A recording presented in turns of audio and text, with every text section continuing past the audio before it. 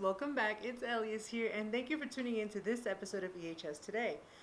So as many of you saw, many of us went back to school this week if you did choose face-to-face for second semester. And honestly, it feels nice to be back in good old East High. I missed it. I don't know about you guys.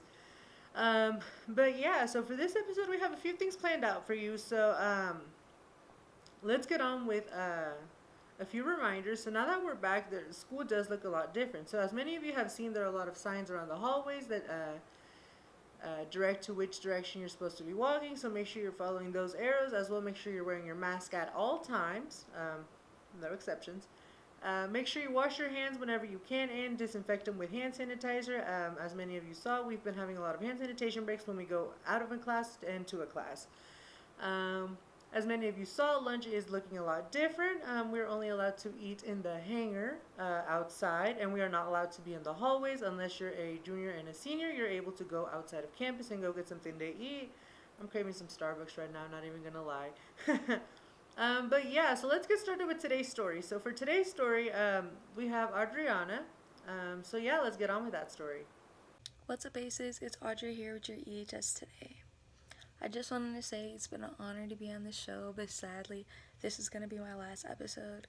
So for my last episode, I decided to interview the class of 2021 and see what their plans are going to be for next year after graduation. And here's what they had to say. My plans after high school are to go to the military, and right now I'm looking at the Air Force. Plans after high school is going to Independence Community College, playing football, and getting my criminal justice degree. After that, hopefully go DEMO. My plans after high school are to work and save up for college. I do graduate at semester, so I do have those few months of being able to work, hopefully maybe travel a little bit if COVID is okay. But I do plan to attend Butler Community College in the fall, start classes. I'm still not 100% sure what I want to study for like a lifetime thing, but I think I'm gonna go in with the mindset of studying psychology because that kind of stuff really interests me. And my advice to lower classmen would just be studying, sometimes not always learning the material, but passing class is more important. Honestly, you need to just stay on top of your work, and you need to like create a good bond with your teachers, because that's honestly the only way that you can graduate high school.